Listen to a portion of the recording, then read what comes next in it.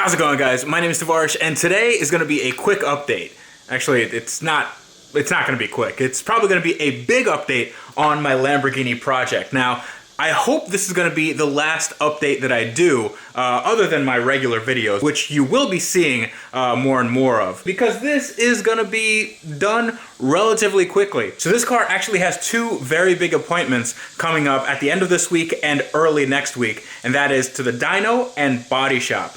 So let me show you around before I go into the plans and show you what happened, what broke, how I'm going to fix it, and how we're going to finish this once and for all. So ladies and gentlemen, this is my 2008 Lamborghini Gallardo Spider. If this is the first video you're seeing on this car, then you should click the link right up here for the card that gives you access to all my playlist. You should check out what I've done to the car if you haven't seen that already. But this car is almost done. It has a little bit of an issue though. It doesn't really run right. That's because one of the O2 sensors, there are two O2 sensors, one on this pipe, one on that pipe, coming from the engine. I believe that one is toast. So when I start the car, I don't want to start the car right now because it's not going to run right. But when I do start the car, it leans out on one bank and it just backfires and pops and makes all sorts of noise. When I went to the software that my standalone ECU uses, I saw that one of the lambda sensors, the O2, the wideband O2 sensors, was registering just off the scale rich, like 30 to or 40 to 1 air fuel ratio. So that is not good. So one of those was just bad, and I actually ordered two new ones. I ordered two Bosch LSU 4.9s, and they should be coming in today. So I should be installing them pretty quickly. But before I get into this car, I wanted to show you this. Now, this is very, very special. This is a transmission, but not for this car. I just want to take a quick second to address this. This is the transmission that I have been waiting for a very, very long time. This transmission is going to go into that car over there. That is my SL55 AMG, and that is going to be the very first SL55 with a manual transmission.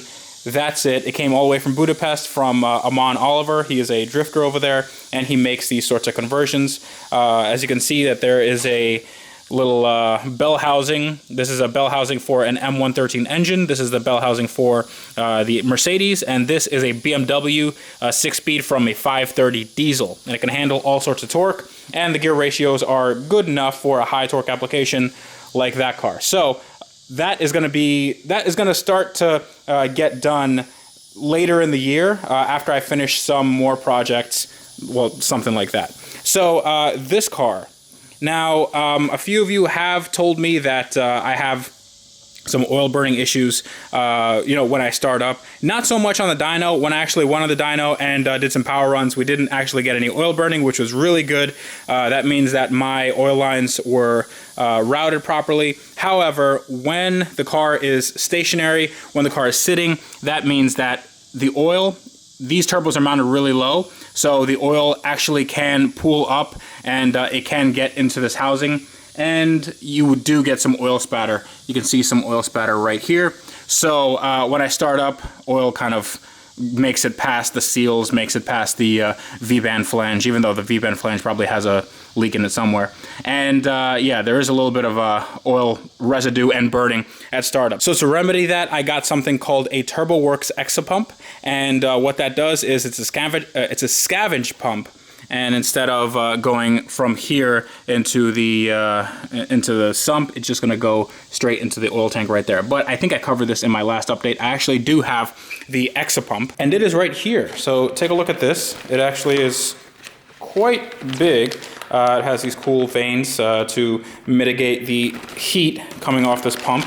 And it's a pretty stout pump, actually. It has an in and out. It's pretty simple. Just a 12 volt and a ground. That's going to have to go into a relay. And I got it with some 10AN fittings. So this is probably going to go on a frame section of the car. It does have these rubber boots, which are going to make sure that when this thing vibrates, it doesn't vibrate itself apart. Very, very good. So this is going to get installed at some point, maybe after the dyno, because the oil wasn't doing anything on the dyno.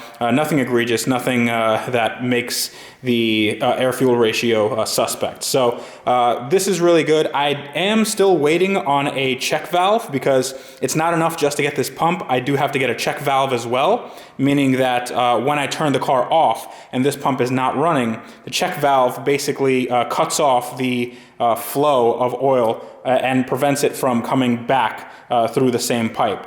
Now, I can just run a relay that times this out, meaning that after I turn off the car, this keeps running for another 25 seconds or so. And I think I am going to do that and also use the check valve. So I want to make sure that nothing, that there's no oil in the lines when, well, in the return line at least, when I start the car, because I really, really don't want any oil plumes when I start the car up. Now, what quite a few of you have told me about this car, specifically the top, is that I can get the hydraulic lines made up by a company called Top Hydraulics. And I've gotten a lot of emails, a lot of comments recommending them because they are rebuilding masters. They rebuild all these exotic top components, and I actually called them and they said, yeah, we can redo your lines and whatnot. So I need 2 hydraulic lines going from that end of the car to the, well, I'll show you here, to this. That's the that's a distribution block. The pump is actually behind here, and I might need to get to that because I did release some fluid back there. That doesn't sound very nice, but I did spill some fluid and I need to refill that, and that is behind this panel. So that might be a little bit of a pain, but this is easy to get to, so all I have to do is disconnect these lines and I'll send it to them. They can reuse my fittings and then they can make brand new lines, which is really, really good. They are a little bit expensive. It's like $100-something per line, but they're the only people that make them, and actually that's quite reasonable for a car like this. I'm not complaining at all. That's actually a very good price. In addition, I need to reset this. So when I reset it, I actually have to go to the dealer. Usually I have to go to the dealer because the gauge cluster says the soft top cannot be used. I have found a way around that because I am buying the dealer computer system. It's called the LARA system, L-A-R-A, and I'm going to have a software solution to plug in to the stock components of the car and read all the codes. So if I have issues, I actually do have an issue with the airbag system. The airbag light is on. These things have issues with the airbag sometimes when you take off the battery and something's not connected properly, and this thing wasn't connected properly. So I'm gonna have to read the codes on that. I doubt anything, this car's never been in an accident, so there's no issues with the airbag system. But the LARA system is very, very expansive, and it's also very, very expensive.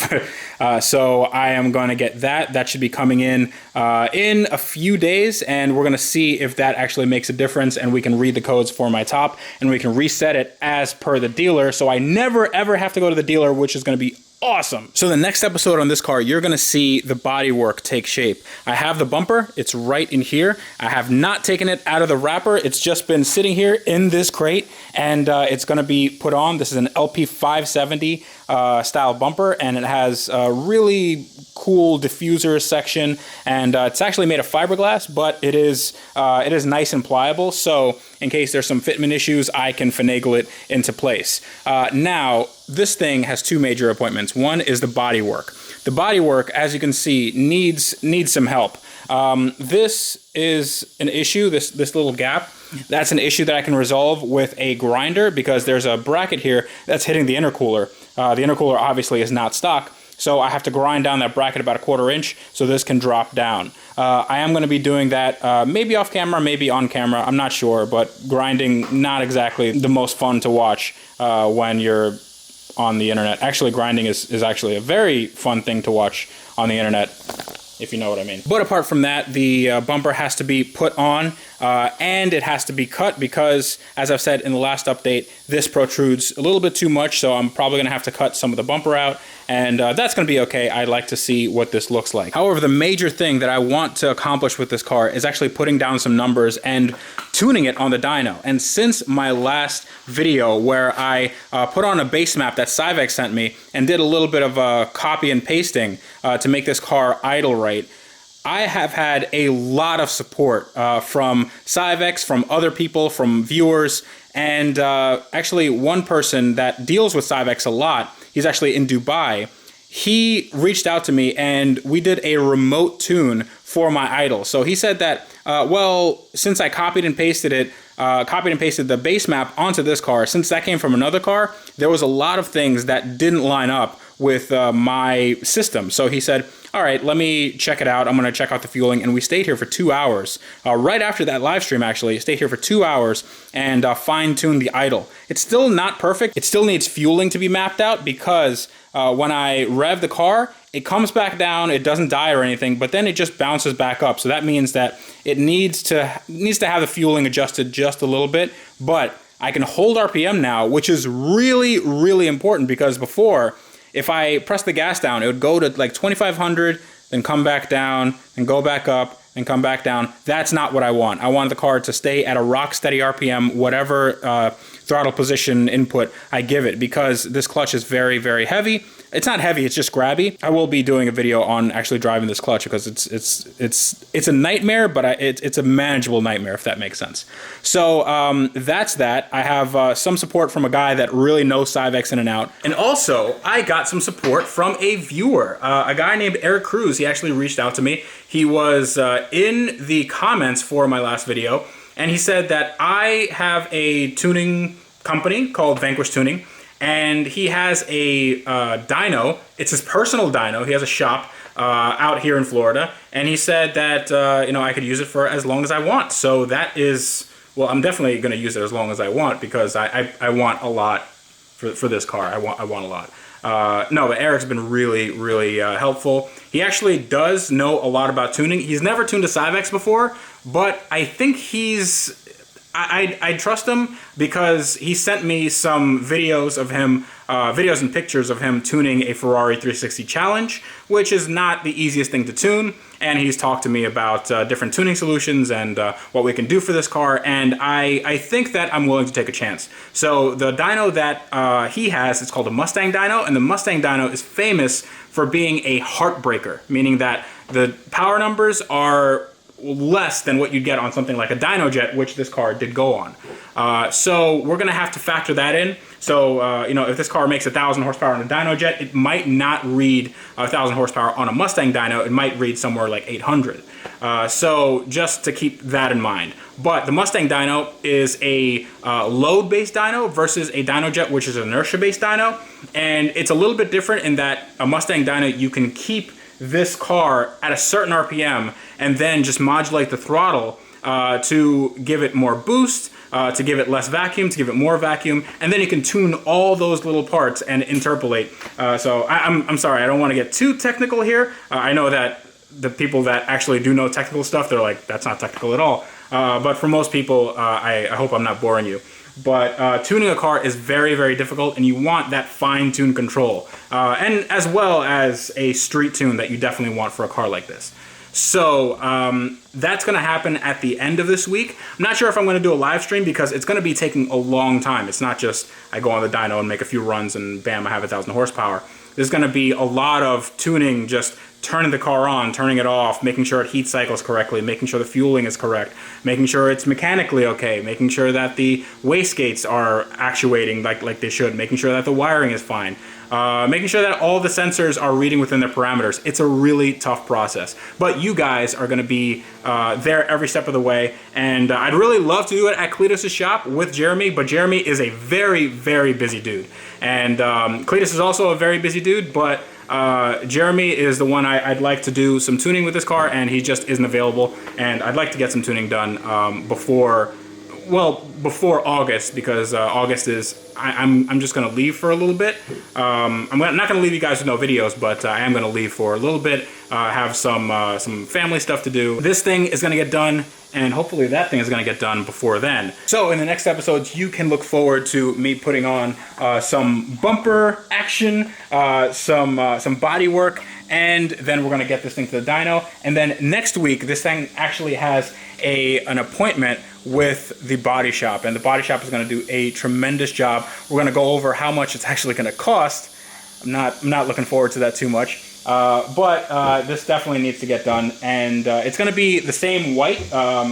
I want it to look. First of all, I love white cars. I want it to look stock-ish. I want it to look OEM plus. That's what I want it to look like. After the car is tuned and looking good and driving well and all that stuff, we're going to do a big reveal locally here. So if you guys are in the Orlando area or you're in the Florida area and you want to come down, then we're going to do something likely at the Ace Cafe. I haven't really talked to them yet, but they seem pretty keen to do this sort of stuff. They do meets all the time, so I'd love to see some of you guys there, just so you guys can see and hear and feel the car in person. You guys can, sit in it and take whatever pictures you want and talk to me if that interests you.